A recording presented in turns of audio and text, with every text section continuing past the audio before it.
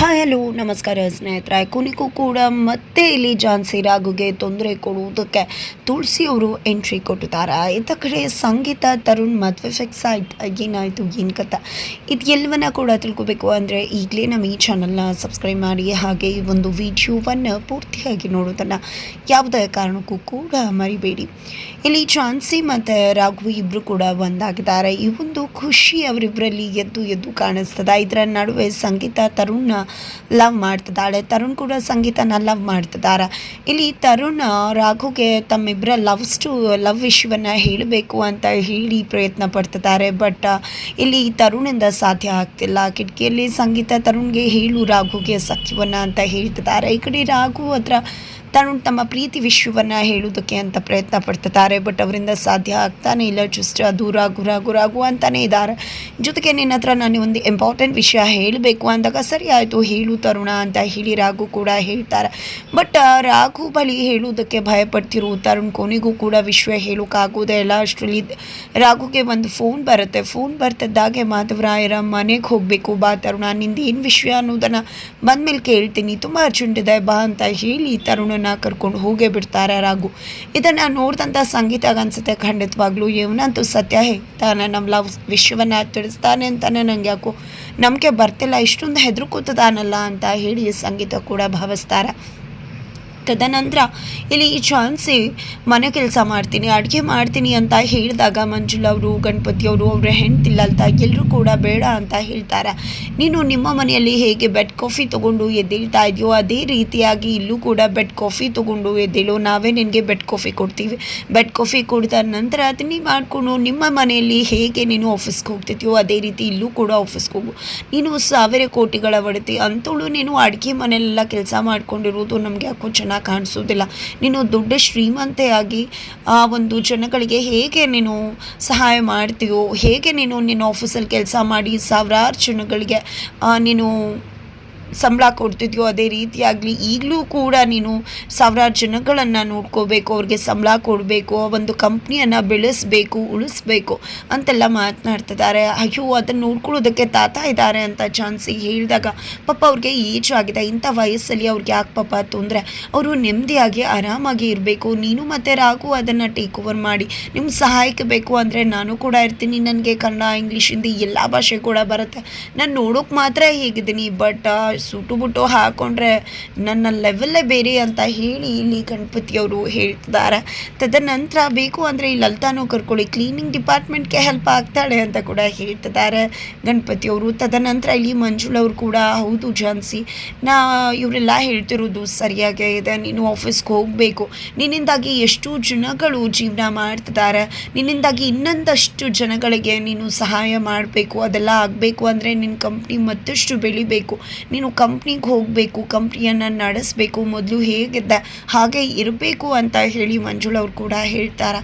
ಅದಕ್ಕೆ ಇಲ್ಲಿ ಝಾನ್ಸಿ ನೋಡಿ ದಯವಿಟ್ಟು ನನ್ನ ಮಾತನ್ನು ಕೇಳಿ, ನೀವೇನೋ ಹೇಳ್ತಿದ್ರ ಖಂಡಿತ ಇರಬಹುದು, ಆದರೆ ಆ ದುಡ್ಡಿಂದ ನಮಗೆ ನೆಮ್ಮದಿ ಸಿಗುವುದಿಲ್ಲ. ಅದಕ್ಕೆ ನಾನು ಇಲ್ಲಿಗೆ ಬರಬೇಕಾದ್ರೇ ತಾತಂಗೆ ಯಾರಿಗೆ ಬೇಕಿದ್ರೂ ಆಸ್ತಿನ ಬರೆದು ಕೊಟ್ಬಿಡಿ, ನನಗಂತೂ ಯಾವುದೇ ಕಾರಣಕ್ಕೂ ಆಸ್ತಿ ಬೇಡ ಅಂತ ಹೇಳ್ದೆ. ನಮ್ಮಮ್ಮಂಗೋಸ್ಕರ ನಮ್ಮಮ್ಮನ ಆಸ್ತಿ ಅಂತ ಒಂದು ಅನಾಥಾಶ್ರಮ ಕಟ್ಟಿಸ್ಬೇಕಾಗ್ದೆ. ಅನಾಥಾಶ್ರಮ ಕಟ್ಟಿಸಿದ ಮೇಲೆ ಅವ್ರಿಗೆ ಹೇಗೆ ಬೇಕು ಆ ಆಸ್ತಿನ ಹಾಗೆ ಯೂಸ್ ಮಾಡ್ಕೋಬೋದು. ಯಾಕಂದರೆ ಈ ಸಂಬಂಧ ಅನ್ನೋದು ಮುಖ್ಯವಾಗುತ್ತೆ. ನಾನು ಮೊದಲು ದುಡ್ಡಿಂದಾನೇ ಎಲ್ಲ ಅಂದ್ಕೊಂಡಿದ್ದೆ, ಬಟ್ ಈ ಮನೆಗೆ ಬಂದಮೇಲೆ ನನ್ನ ಜೀವನ ನಡೆಸ್ತೆ ಅಲ್ವಾ, ಅಲ್ಲೇ ಗೊತ್ತಾಯಿತು ಎಷ್ಟು ಖುಷಿ ಇರತ್ತೆ, ಎಷ್ಟು ಖುಷಿಯಿಂದ ಬದುಕಬಹುದು ಅಂತ.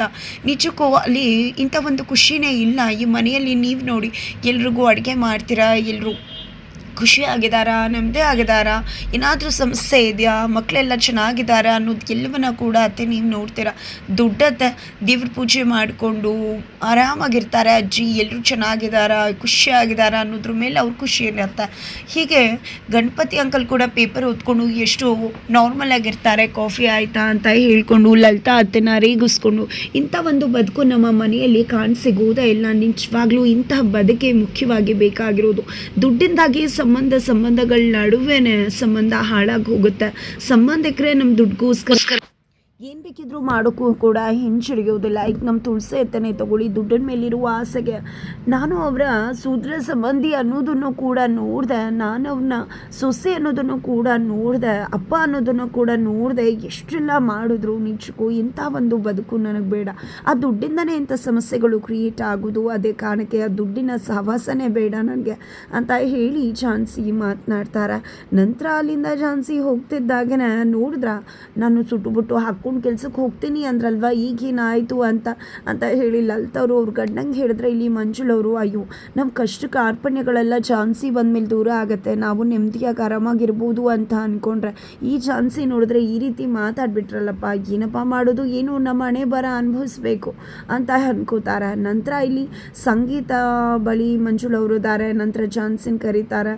ಝಾನ್ಸಿ ಕೂಡ ಬಂದಿದ್ದೆ, ಏನತ್ತೆ ಏನು ವಿಷಯ ಅಂತ ಕೇಳಿದಾಗ, ನೀನು ಮಾತ್ರ ಇರುವುದಲ್ಲ, ರಾಘು ಕೂಡ ಇರಬೇಕು, ಈ ಮನೆಯಲ್ಲಿ ನನ್ನ ಮಗಳು ಮದುವೆ ಮುಖ್ಯವಾದ ವಿಷಯವನ್ನು ಮಾತಾಡಬೇಕು ಅಂದರೆ ನೀವು ಕೂಡ ಇರಬೇಕಲ್ವಾ ಅಂತ, ದೊಡ್ಡವ್ರು ನೀವಿದ್ದೀರಾ ಅಲ್ವಾ ಅಂತ ಝಾನ್ಸಿ ಹೇಳೋದಕ್ಕೆ, ದೊಡ್ಡವರು ಅನ್ನೋದು ಹಳೆ ಕಾಲದಲ್ಲೇ ಆಗೋಯ್ತು.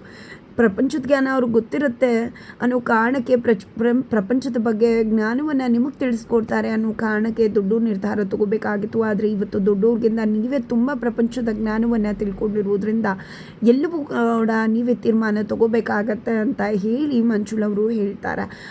ಏನು ವಿಷಯ ಏನು ಅಂತ ಹೇಳಿ ಇಲ್ಲಿ ಝಾನ್ಸಿ ಕೇಳ್ತಿದ್ದಾಗೆ ಗೊತ್ತಾಗ್ಬಿಡುತ್ತೆ ಸಂಗೀತ ಮದುವೆ ಅಂತ. ಸಂಗೀತ ಖುಷಿ ಆಗ್ತಾಳೆ, ತರುಣ್ ಜೊತೆ ನನ್ನ ಮದುವೆ ಮಾಡ್ತಾರೆ, ಖಂಡಿತವಾಗ್ಲೂ ತರುಣ್ ಕೂಡ ಅಣ್ಣನ ಜೊತೆ ಮಾತಾಡಿರ್ತಾನೆ, ಅಂದಮೇಲೆ ತರುಣ್ ಜೊತೆನೇ ಅಲ್ವಾ ಮದುವೆ ಆಗೋದು ಅಂತ ಅಂದ್ಕೊಂಡು ಖುಷಿಯಾಗಿದ್ದಾಗ ಮಂಜುಳವರು ನಿನ್ನ ಮದುವೆ ಮಾಡಬೇಕು ಅಂದ್ಕೊಂಡಿದ್ದೀವಿ ಅಂತ ಹೇಳಿ ಸಂಗೀತಾಗೆ ಹೇಳಿದಾಗ, ನನಗೆ ಒಪ್ಪಿಗೆ ಇದೆ ಅಂತ ಫಟ್ ಅಂತ ಹೇಳಿ ತಿಳಿಸೇ ಬಿಡ್ತಾಳೆ.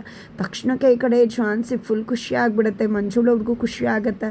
ನಂತರ ಮಂಜುಳವರು, ನೋಡು ಝಾನ್ಸಿ, ನೀನು ದುಡ್ಡೆಲ್ಲ ಬಿಟ್ಟಿದ್ದೀನಿ, ಆಸ್ತಿ ಕೊಟ್ಬಿಟ್ಟಿದ್ದೀನಿ ಅಂದಾಗ ಮನ್ಸಿಗೆ ತುಂಬ ಬೇಜಾರಾಯಿತು, ಆಮೇಲೆ ನಂದು ತಪ್ಪು ಅಂತ ಗೊತ್ತಾಯ್ತಮ್ಮ, ನೀವೇ ನನ್ನ ಮಗಳು ಮದುವೆನ ಮುಂದೆ ನಿಂತು ನಡೆಸ್ಕೊಡ್ಬೇಕು ಅಂದಾಗ ನೀವು ಯಾಕೆ ಯೋಚನೆ ಮಾಡ್ತೀರಾ ಅತ್ತೆ, ನಾವೆಲ್ವ ಖಂಡಿತ ನಡೆಸ್ಕೊಡ್ತೀವಿ ಅಂತ ಹೇಳಿ ಝಾನ್ಸಿ ಹೇಳ್ತಾರೆ. ನಂತರ ಸಂಗೀತ ಹತ್ರ ಬಂದಿದ್ದೆ, ನೋಡು ಸಂಗೀತ, ನೀನು ಓದ್ತಾ ಇದೆಯಾ, ಓದ್ತಿರ್ಬೇಕಿದ್ರೆ ಮದುವೆ ವಿಷಯ ಮಾತಾಡಿದ್ರೆ ಒಂದು ಓದಕ್ಕೆ ತೊಂದರೆ ಆಗುತ್ತೆ ಅಂತ ಯೋಚನೆ ಬರಬೇಕಿತ್ತು, ಜೊತೆಗೆ ನಾನು ಓದಬೇಕು, ಈಗಲೇ ಮದುವೆ ಬೇಡ ಅಂತ ಹೇಳಬೇಕಿತ್ತು, ಇದೆಲ್ಲ ಕೂಡ ಏನೂ ಬೇಡ ಅಂತ ಹೇಳಿದೆ. ಮದುವೆಗೆ ಒಂದೇ ಬಾರಿಗೆ ಒಪ್ಕೊಂಡೆ ಅಂದರೆ ಖಂಡಿತ ನೀನು ಯಾರನ್ನೋ ಲವ್ ಮಾಡ್ತಿರ್ಬೇಕು ಅಂತ ಅನಿಸುತ್ತೆ. ಹುಡುಗರ ಮನೆ ಕಡೆಯವರಿಂದಾನೇ ಮನೆಗೆ ಪ್ರಪೋಸಲ್ ತರಿಸಿ ಓಕೆ ಹೇಳಬೇಕು ಅಂತ ಏನಾದರೂ ಅಂದ್ಕೊಂಡಿದ್ಯಾ ಹೇಗೆ, ನನಗೆಲ್ಲ ಕೂಡ ಗೊತ್ತಾಗುತ್ತೆ ಹೇಳು ಅಂತ ಝಾನ್ಸಿ ಹೇಳ್ತಾರೆ.